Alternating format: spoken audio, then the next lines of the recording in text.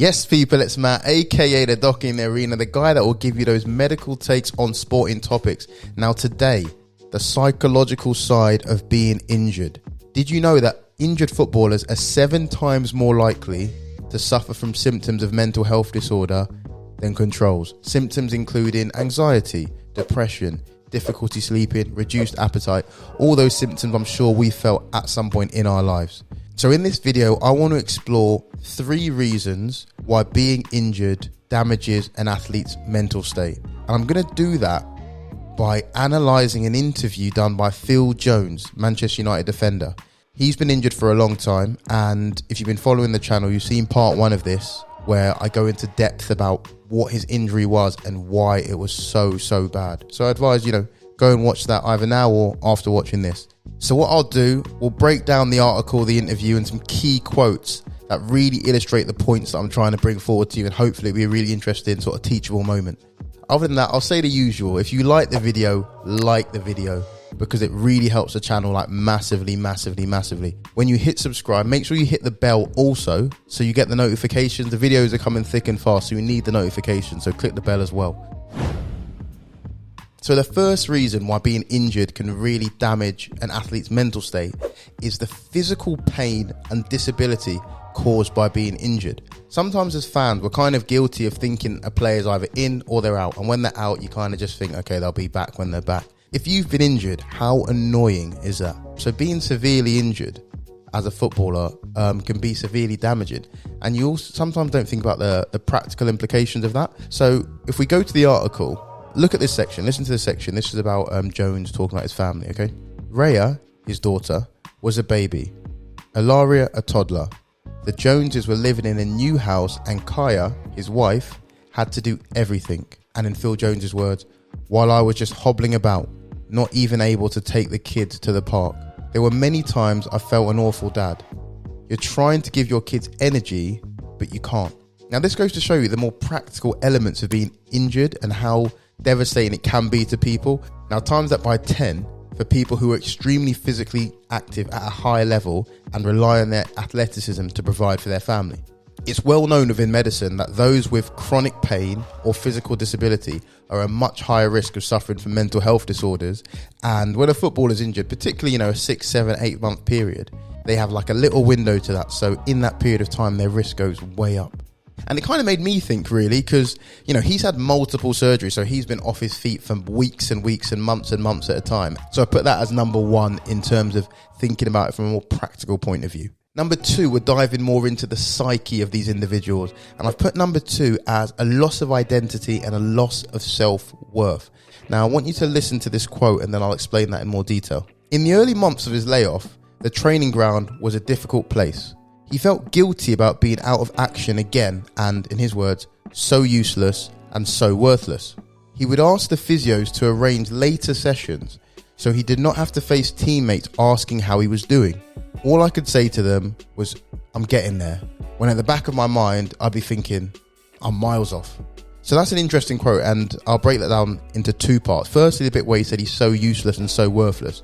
These guys have identified as footballers, probably him, since he was 8, 9 years old, coming through the ranks at Blackburn, wherever he's come up from. They are footballers. Playing football is what they do. It's how they identify themselves. It's how they make a living. It's how they feed their family.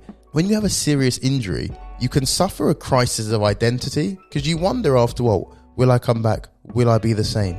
The reality is as well, is when you're injured, you're not a footballer for that period of time. You're a patient. You go from footballer to a patient. And any young people watching this know that we're not used to really being sick or used to being injured and how rubbish that is. And feeling useless and worthless, you might be like, oh no, you're not worthless, you're not useless. But in the context of what the club's trying to achieve, the sad thing is you kind of are.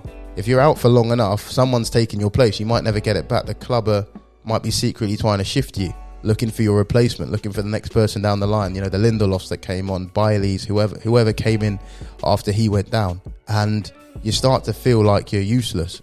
So all of a sudden, so I don't know, say for example, whatever you guys identify as or whatever job you're doing, imagine that just being taken away with one action, one twist of the knee. It creates a lot of anxiety.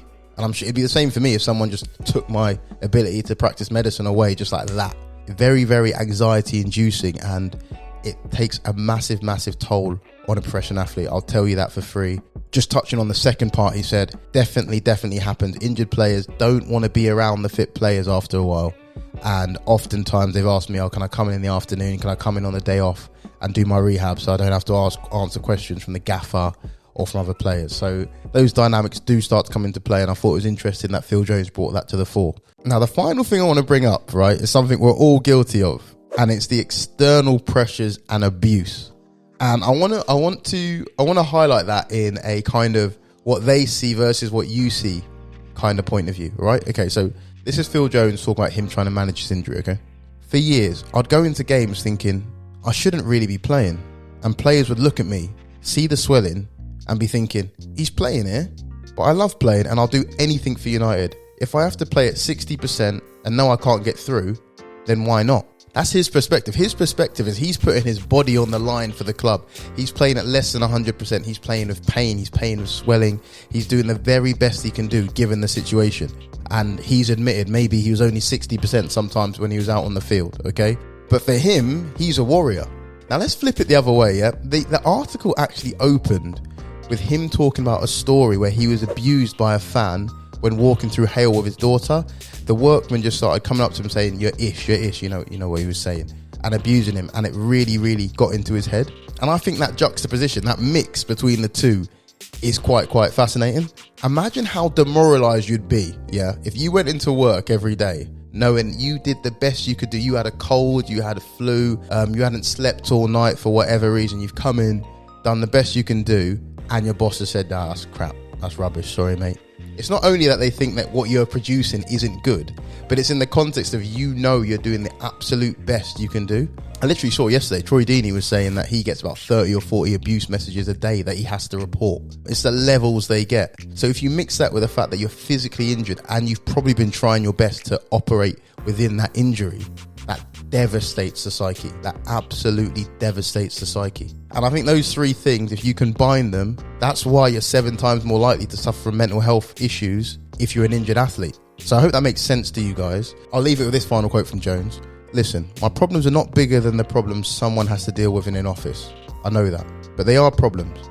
Footballers have problems like anybody else, and maybe me talking can help players. So he's trying to put it out there that psychologically there are difficulties in being in his situation. People always come down to me because they think I'm very pro player, which I am. I probably am. I'm hoping that this type of video, this type of information kind of opened your eyes, give you some thought, give you a bit of empathy to some of the situations that some athletes might be going through. So yeah, so there we are. I hope you enjoyed the video. If you did, please hit like. That genuinely helps the channel loads. Subscribe because the videos keep on coming. Other than that, you guys take care.